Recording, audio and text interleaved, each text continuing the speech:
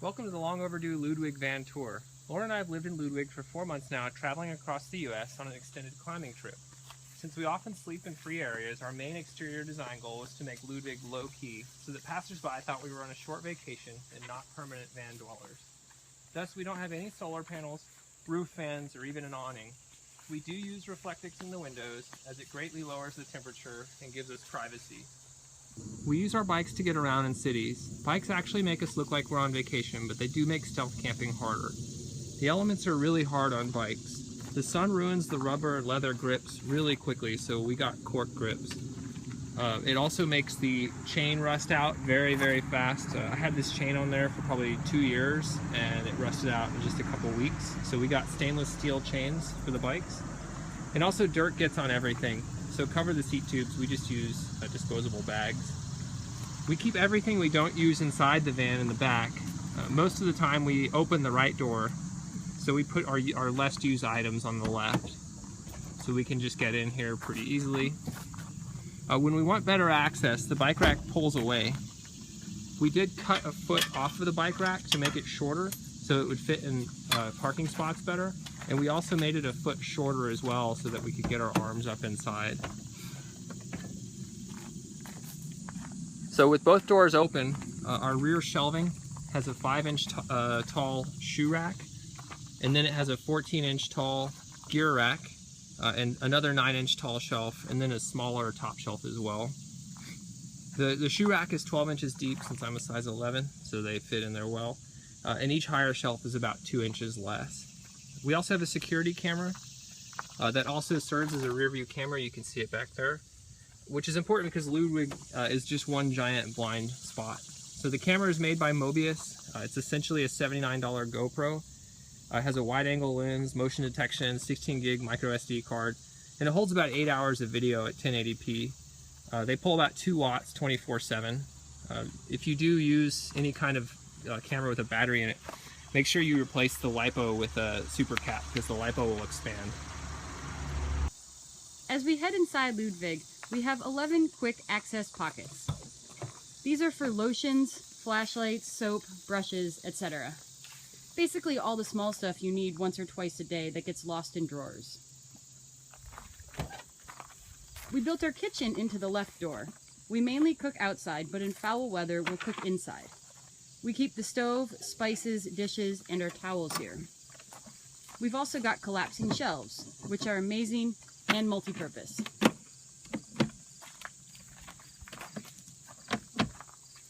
We use a $20 single burner stove. We considered installing gas lines with a 20-pound propane tank, but we only use about 1 pound a month. That's cooking breakfast about 5 days a week and dinner about twice. Eventually we'll put our fire extinguisher here as well. If we built the shelf again, we'd make the shelf lips taller to better contain items when driving. They're 30 millimeters now, we'd make them 60 millimeters. Also, the right shelf isn't terribly useful. In general, the shelves need not be taller than 7 inches. The space above that is mostly wasted. We could add another shelf with 7 inches height. The shelf design is open source, so you can make your own if you have access to a CNC router. The shelf is screwed directly to the metal and requires one 4x8 foot board.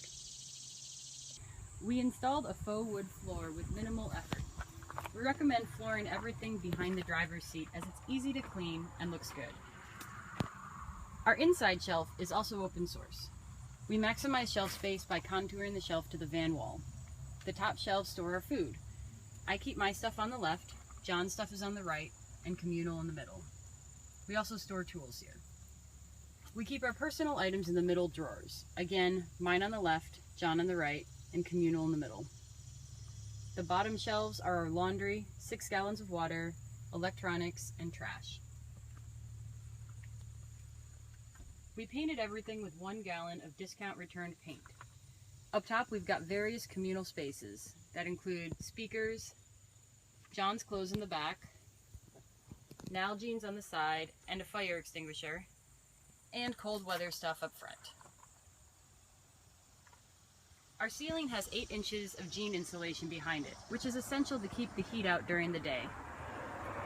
We gave up some headroom, but we couldn't stand anyway, nor do we ever actually wish we could. That being said, the high top is really important. We've been in some regular height vans and they're claustrophobic. On the other hand, we've been in a couple of sprinters and don't think the extra height is worth the price. In the back, we've got removable window inserts to let light in. Behind that is a layer of reflectix to keep the sun out. We've seen a few vans where people also put reflectix in the ceilings, but the R value is actually pretty poor. But due to deceptive advertising, people think it's better than fiber insulation. To clarify, reflectix is great at reflecting light and heat, but without an air gap, the R value is garbage. Our bed is 2 Metolius crash pads and a 4-inch Cirrus foam topper, which is very comfortable.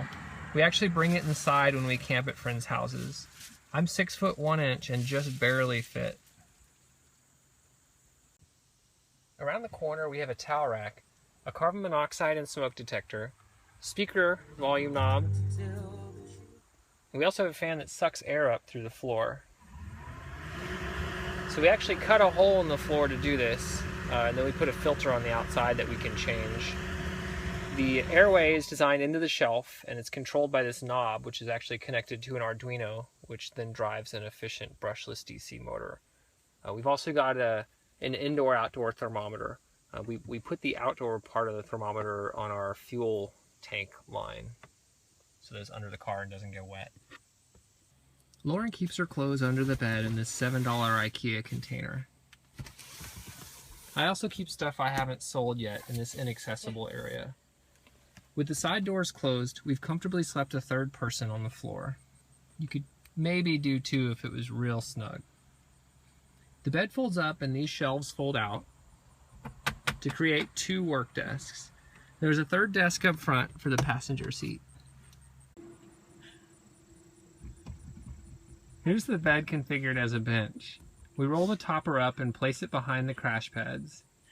The wooden base slides back a foot to give us legroom. Each cabinet also has a cutout for your feet. We don't actually use the bench much, as we mainly compute in libraries, but I imagine we'll use it more when it's colder. Up front, the passenger seat swivels, giving us plenty of personal space to read, compute, etc. The swiveling base was expensive and difficult to install, but definitely worth the effort, as it really opens up the space. There's no need to make the driver's seat swivel with our layout, nor do we wish it could. Up top, we have controls for our lights and our refrigerator. You can also manually turn individual lights on and off.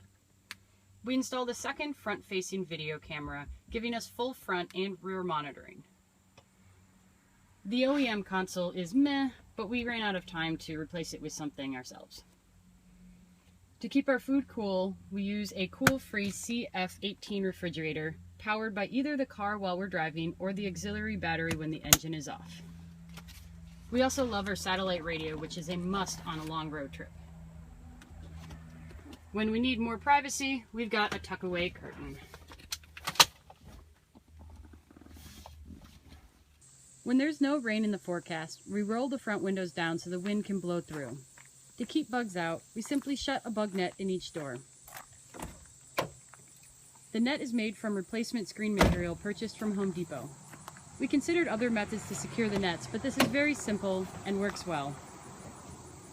We only have one pop-up window, but don't use it often due to the lack of screen. Whether or not the windows are open, we're able to use the fan. If the windows are closed, air is forced out the OEM front air ducts. If we had to start over again, we'd certainly get an E250 or 350. We went with an E150 as it was the only decent condition high top we could find that fit our timeline. We paid $7,000 for Ludwig and another about $2,500 in parts, but we had no idea how much time the conversion would take us. We both spent 2 solid weeks working 11-hour days and another 2 weeks part-time, totaling an estimated 500 hours total time. So the labor obviously greatly exceeds the parts. A lower mileage, higher quality van would have made better long-term sense. So that's pretty much it, except for the electronics, which I'm now going to geek out about for a bit. There's no other content after this, so feel free to take off if and when your eyes glaze over. So I decided I want a lithium auxiliary battery. Lithium takes up much less volume and is much lighter than standard lead-acid batteries, and that weight savings yields better gas mileage. In fact, the 40-pound lithium manganese battery we're using replaces 300 pounds of traditional lead-acid cells, which has helped us keep our 18 miles per gallon average overall over the last 12,000 miles. Traditional cells are much easier to charge, and I recommend anyone watching this without an electrical engineering degree should take the weight penalty and go with lead acid, because it makes everything easier. In fact, if and when we sell Ludwig, I've designed everything such that it can be switched over to lead acid and thus be simple to the new owner, and most importantly, not be a fire hazard. That's right, lithium cells have a major downside in that they like to catch on fire when overcharged. To me, this is all worth it due to the major weight savings. Plus, it's fun. So knowing that I couldn't charge the lithium directly from the alternator, I figured I'd use a 24-volt system instead of the 12-volt OEM system. The cameras and fan always operate off the 24 volts, and the fridge operates on 24 volts when we're sitting stationary, and 12 volts when we're driving.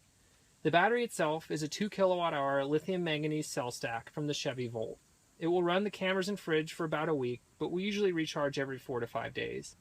Unless we're using the fan a lot, in which case, about every 2 days we have to charge it. The fan pulls a lot of power.